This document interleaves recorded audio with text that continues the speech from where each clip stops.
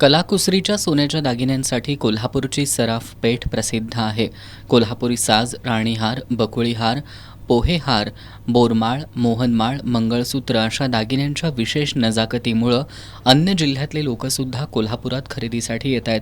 सणासुदीसह लग्नसराईमध्ये सोन्याच्या खरेदी विक्रीत मोठी उलाढाल होते. पण यंदा लग्नसराईच्या तोंडावर सोन्याच्या दरात वेगानं वाढ होत असल्यानं सोन्याच्या दागिन्यांची खरेदी सर्वसामान्यांच्या आवाक्याबाहेर गेली आहे. जागतिक स्तरावरील व्यापार युद्धामुळं सोन्याच्या दरात वेगानं बदल होत आहेत. सोन्याचा प्रतितोळा दर आता 98,000 पार गेल्यानं सोन्याच्या दागिन्यांचा सोस असणाऱ्या महिला वर्गाची चिंता वाढली आहे. ते चालू असल्यामुळे आणि लग्नसराईच्या तोंडावर अगदी सोन्याचे रेट खूपच वाढल्यामुळे सर्वसामान्य लोकांचं बजेट कोलमडलेलं आहे. सोनं हा महिला वर्गाच्या खूप जिव्हाळ्याचा विषय आहे आणि लग्नसराईच्या एकदम तोंडावर त्याचे रेट वाढल्यामुळे सोनं खरेदी करणं सध्या मला वाटते सामान्य माणसाला खूप अवघड जातं आहे. मध्ये न्यूज आली होती की सोनं कमी येईल, पण सध्या ते कमी येण्यापेक्षा थोडं कमी आलंही आणि परत खूप जास्त वाढलं. तर मला वाटतं की थोडं जर का सोन्याचे रेट कमी आले तर या लग्नसराईमध्ये सर्वसामान्य लोकांना त्यांची हौस पुरवता येईल.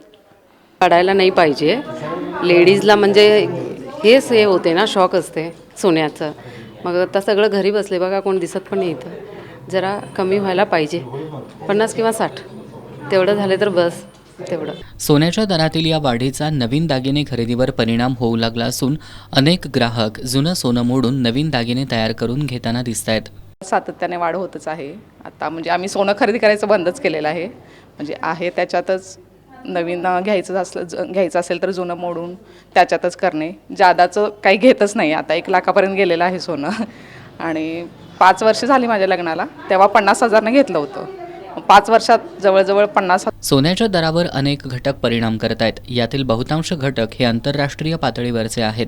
सध्या अमेरिका आणि चीनमध्ये सुरू असलेलं टेरिफ युद्ध, युक्रेन आणि रशियामधील युद्ध यासह अनेक आंतरराष्ट्रीय घडामोडींचा सोन्या चांदीच्या दरावर परिणाम होतोय. त्याचा इतिहास बघितला तर जी कमीत कमी 25 ते 30% सोन्याच्या दरात वाढ झाली हे सत्य आहे. ही का झाली? त्याच्या पाठीमागं प्रमुख कारण जे होतं त्यामध्ये एक कारण नाही आहे. त्या ह्याच्यामध्ये कारण हा जो दर असतो हा पूर्ण आंतरराष्ट्रीय बाजारपेठेवर अवलंबून रेट असतो. त्यामध्ये सगळ्यात महत्त्वाचं काय झालं की अमेरिकाने ज्यावेळी ट्रम्पने आपलं सरकारचे आर्थिक धोरणात बदल करायला सुरुवात केली आणि सगळ्यात महत्त्वाचं म्हणजे टेरिफ ज्यावेळी त्यांनी चेंज केलं आणि टेरिफचे त्यांनी जे टॅक्सेशन जे होतं ते जगातल्या सगळ्या देशाच्या विरोधात वेगवेगळ्या पद्धतीने त्यांनी टेरिफ लावायला सुरुवात केली आणि ह्याचा मोठा इफेक्ट झाला.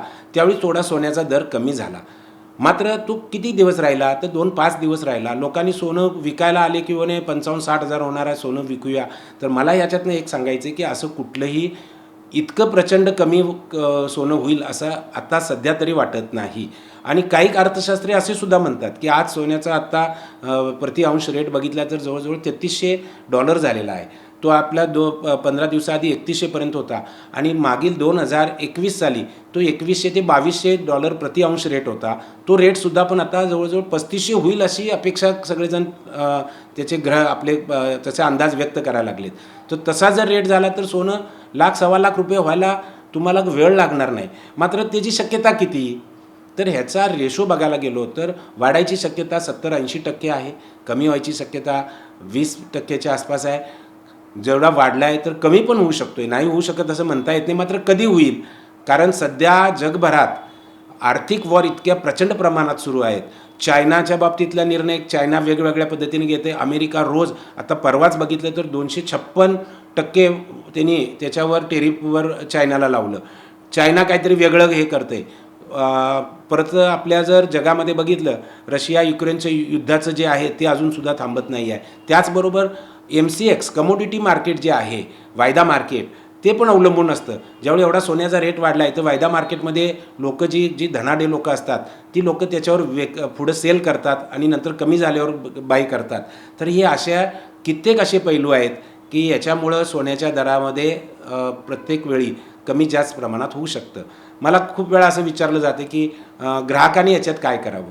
तर ग्राहकांनी याच्यात एकच करायचं, आपल्याला कुठलंही जर आपल्याला इन्व्हेस्टमेंट करायची आहे, आपल्याला कुठल्या कार्यासाठी खरेदी करायची आहे, आज आपल्याकडे पैसे पडून आहेत, लाँग टाईम इन्व्हेस्टमेंट करायची आहे, तर कशा पद्धतीनं इन्व्हेस्टमेंट त्यात करायची तशा पद्धतीनं त्यांनी त्याचं थोडं थोडं सोनं घेत राहावं. कारण किती केलं तरी सोन्याचा रेट जर तुम्ही आज कित्येक वर्षाचा इतिहास बघितला तर सोन्याच्या दरात कमीत कमी वार्षिक 8 ते 10% ही वाढ झालेलीच आहे. 1-2 वर्ष समजा नाही झाली तर परत पुढच्या वर्षी तरी होते. त्यामुळं आपल्याला सोनं कशासाठी खरेदी करायचे हे ठरवून आपण त्याच्यावर खरेदी करावी. प्रतितोळा सोन्याचा दर आता प्रति किलो चांदीच्या दराला गाठू लागलाय. त्यामुळं दागिन्यांची हौस म्हणून आणि दीर्घकालीन गुंतवणूक म्हणून सोने खरेदी करणाऱ्यांनी हात आखडता घेतल्याचं दिसून येत आहे. सोन्याचे दर असेच वाढत राहिले तर एक हौस पूर्वा महाराज मला आणा कोल्हापुरी साज ही लढीवाळ विनवणी पुरुष मंडळींच्या कानावर पडणं बंद होईल. चुकून अशी विनवणी झालीच तर ती हौस पुरवणं मोठं धाडसाचं काम ठरणार हे नक्की. एस न्यूजसाठी कॅमेरामॅन जितेंद्र शिंदेसह उत्तम पाटील.